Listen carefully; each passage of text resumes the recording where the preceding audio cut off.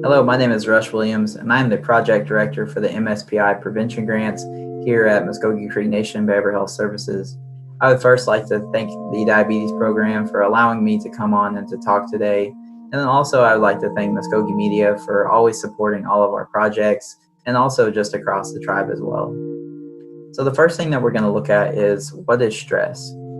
So stress is a feeling of emotional or physical tension, and it can come from any event or any thought that makes us anxious or nervous or just angry or any other type of feeling.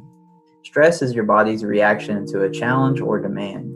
And in short bursts, stress can actually be beneficial, and it can actually help you meet a deadline or maybe even help you avoid danger. But when stress lasts for a long time, it can be very harmful to not only your mental health, but also your physical health. Stress is a normal feeling. There are two main types of stress. There is acute stress, and this type of stress is short term, and it usually happens quickly and usually goes away quickly. One example could be if you slam on the brakes, or you even have a small argument with a friend or a family member, or if you ski down a steep slope. It helps you manage dangerous situations, and it also occurs whenever you try something new or try something exciting. All people have acute stress at one time or another. Chronic stress, this type of stress lasts for a long period of time. And a long period of time could be weeks or months or even years. And you may have chronic stress if you have financial issues or an unhappy relationship or even trouble at work. So are you stressed out? And how do you actually know if you're stressed out? So I always like to use this example of an overloaded pickup truck. Has your truck or your car ever looked like this whenever you're moving or whenever you are just packing up for a family road trip? I want you to think of some of the different life stressors like an overloaded pickup truck. And whenever you have this overloaded pickup truck, you have a lot of things in the back. You have a job, you have emotions, you have kids, you have moving, you might even have bills or unhappy relationship.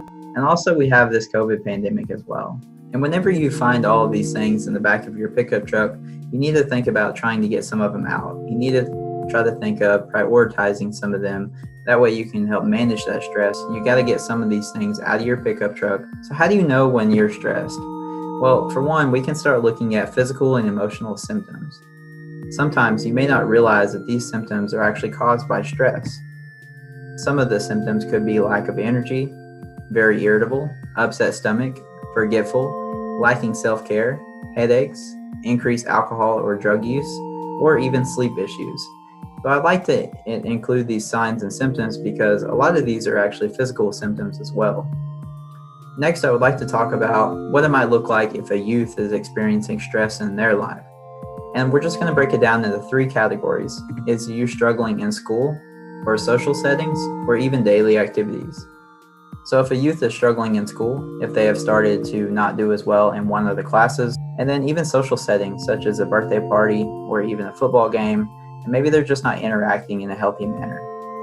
Or even just their daily living activities. Are they having a hard time getting out of bed, taking a shower, taking care of themselves, and overall just living a healthy life? I would like to also look at what are some of the red flags that might arise. So a typical behavior for an adolescent is withdrawing from family to spend more time with friends. That's very normal. Adolescents don't always want to hang out with their brothers or their sisters or their parents, but if they start withdrawing from friends, family, or social activity, that's when you should be alarmed. And then the next one is wanting more privacy. It's very normal to want more privacy, such as their own cell phone or their own vehicle or even their own bedroom. But if it seems like they're trying to hide something, that's when we should be aware of that. And lastly, if a teenager is moving from childhood likes to teen pursuits, that is very normal. A student will not always like the same thing that they did in middle school to high school or high school to college. But if they start losing interest in all their favorite activities and they haven't been replacing it with anything else. Why is information about stress important? Isn't this the Diabetes Summit? Well, I think it's very important whenever you look at the long-term effects of stress, not only on mental health, but also on physical health. A few different things that long-term stress can cause is ulcers, stroke, depressed immune system, cancer, heart disease, arthritis, and even depression. Okay, so now what? Let's talk about what you can do to actually help relieve this stress. A few different ways, and one immediate way is to breathe. Whenever we get stressed, we actually tense up. not only just in our shoulders, not only just in our neck, but also too in our diaphragm.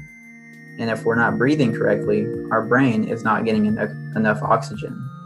So make sure that you get some air, make sure that you're getting plenty of sunlight, and make sure that you take your breaks at work. The next thing that you can do to help manage some stress is get back to nature.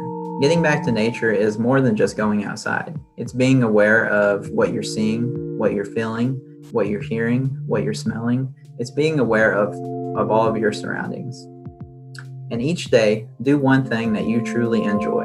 Do one thing that you like to do, whether that's painting or playing video games or even working out. The next is prioritize your responsibilities and also learning to say no in an assertive but not aggressive way. For example, even me at work, if I know that I'm going to go work out on my lunch break, I just simply ask the office, do not call me for 1 hour, and I will be back to help with any projects as soon as I return. The next thing that you need to make sure that you do is to make relaxation part of your day. And whether this time of the day is right before you go to bed, maybe it's even turning off all electronics 30 minutes before you go to bed. Another way to help manage stress is to connect with your friends and your family. And I know that this time is a little bit difficult due to social distancing, but making sure that you're continuing to text people, making sure that you're continuing to call your family members and your loved ones. Make sure that you reach out to your family members and your loved ones who may live by themselves or may not have a large family at their house.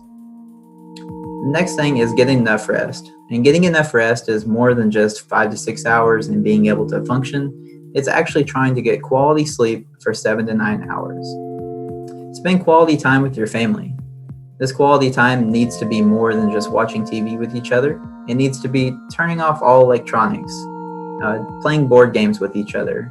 And lastly, finding what works best for you. That is the most important thing whenever you think of coping skills, is because I'm different than you, you're different from me, and you have to find what works best in order to manage your stress.